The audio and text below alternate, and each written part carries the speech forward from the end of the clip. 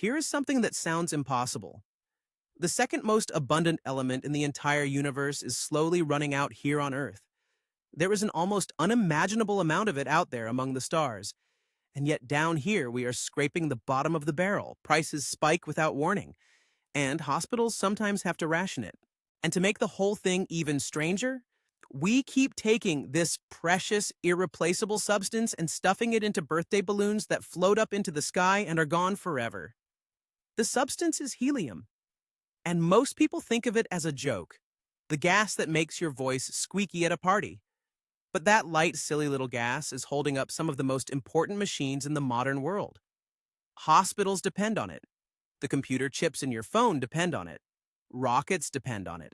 And we are burning through the stuff faster than the planet can ever replace it, because the brutal truth is that the planet cannot replace it at all. So here is one of the strangest supply stories on Earth. The tale of a gas that is everywhere in the cosmos and almost nowhere on the ground, and why running out of it is a much bigger deal than a flat party balloon. First, what actually makes helium so bizarre? It is the second lightest element there is, so light that it does something almost no other useful material does. It escapes. When helium is released into the air, it does not just drift around waiting to be collected. It floats up, works its way through the atmosphere, and because it is so light, it eventually escapes Earth's gravity and drifts off into space. Once a puff of helium gets loose, it is not coming back. Not in your lifetime, not in anyone's. It is gone from the planet for good. This is the part that turns it from merely light into genuinely scarce. We cannot manufacture it. There is no factory that makes helium.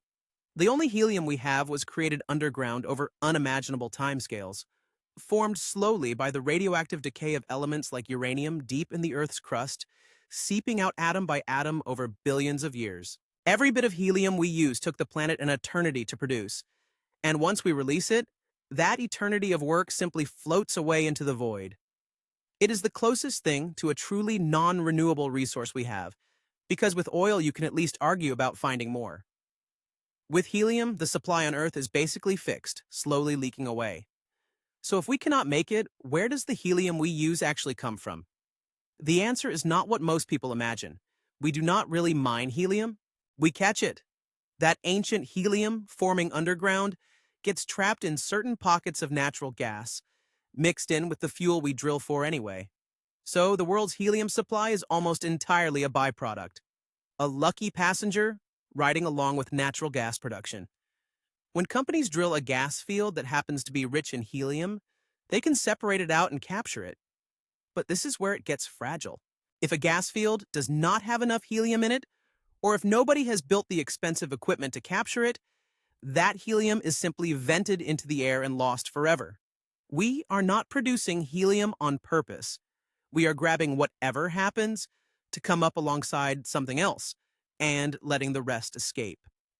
Now let me show you why this squeaky little gas is worth fighting over, because this is where it starts printing money. Think about the last time someone you know had an MRI scan. That giant machine works by using an incredibly powerful magnet. And to keep that magnet working, it has to be chilled to almost the coldest temperature physically possible, colder than deep space. The only practical way to get that cold is liquid helium. A single MRI machine can hold thousands of liters of the stuff, and without a steady supply of helium, those scanners simply stop working. When there is a helium shortage, hospitals really do have to think carefully about how they use their machines. Your medical imaging, the thing that finds tumors and tears and saves lives, runs on the exact same gas as a party balloon. And it does not stop there. The computer chips that run your phone, your laptop, and basically the entire modern economy are made in factories that use helium to cool equipment and to keep the manufacturing process pure. As the world races to build more and more advanced chips, its hunger for helium only grows. Rockets use it too to purge and pressurize their fuel systems during launch. It shows up in fiber optic cables, in welding, in cutting-edge scientific instruments like particle accelerators. Over and over, in the most advanced corners of technology, you find this same light gas doing a job that nothing else can do, precisely because nothing else gets that cold or behaves quite so gently. Which brings us back to the balloons and the single most absurd fact in this entire story. We take this finite, irreplaceable, impossible to manufacture resource, the same gas that keeps hospital scanners and chip factories alive, and we put it into party balloons for fun. Balloons that, within a day or two, drift up, escape the atmosphere, and carry that helium out into space where no one will ever get it back. It is a bit like using rare vintage wine to wash your car. The gas is so cheap at the checkout counter that almost nobody stops to think about what they are actually letting float away. So, given how precious helium is, you would expect someone to be fiercely guarding the supply. And for a long time, someone was. This part of the story is genuinely wild. Back in the early days of airships, when giant blimps were seen as the future of flight, the government of the day realized helium was strategically vital, since it let those airships float without the fire risk of hydrogen.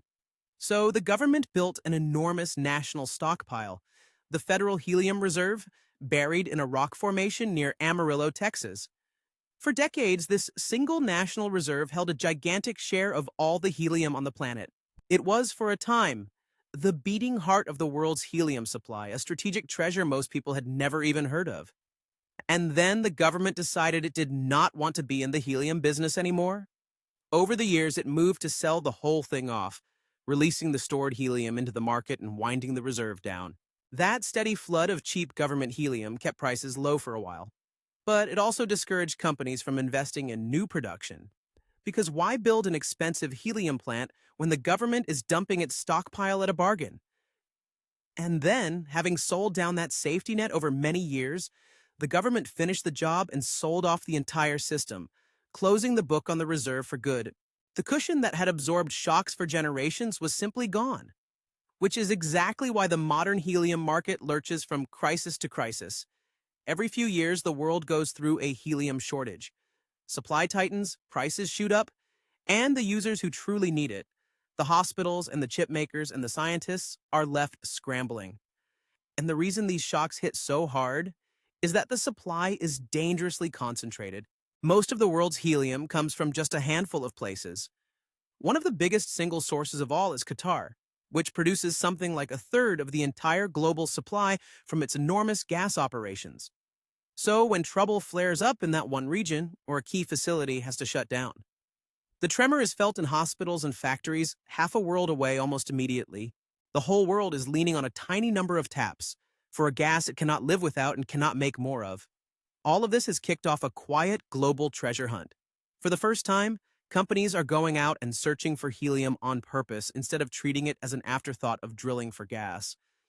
Big new discoveries in places like East Africa have made headlines, and several countries are racing to build fresh plants to bring more supply online. People are now hunting for helium the way they once hunted for oil. But standing up that kind of production takes years and enormous amounts of money, while demand just keeps climbing. So the shortages tend to arrive faster than the fixes ever do. So look at how strange this whole situation really is. The second most common element in all of existence, the stuff that makes up a huge portion of every star, is on this one planet, a scarce, finite, non-renewable treasure. We cannot manufacture it.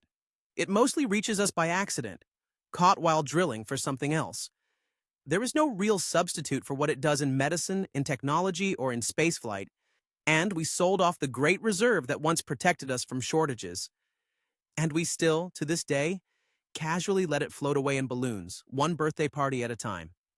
It is one of the purest examples of a resource being radically undervalued right up until the moment it becomes a crisis. Helium is cheap and forgettable when you buy it in a balloon, and irreplaceable when an MRI machine or a chip factory needs it. The gap between how little we pay for it and how much we actually depend on it is enormous. And the day that gap finally snaps shut, a lot of people are going to be shocked to learn how much of the modern world was quietly floating on the lightest gas there is. All right, before you drift off, let me ask a quick thing.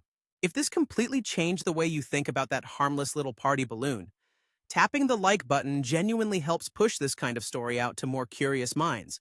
And it takes about half a second. I am also honestly curious about something. Now that you know the truth, do you think we should straight up ban using helium for party balloons, or is that going too far? Let me know which side you land on in the comments, and tell me what country you are writing in from while you are down there, because I love seeing how far these little deep dives reach. And if you are the sort of person who enjoys finding out that the everyday world is secretly held together by things nobody talks about, go on and subscribe. And the next one of these will come find you on its own. Thanks for hanging out with me today, and next time you see a balloon float up into the sky, you will know exactly what you are watching disappear.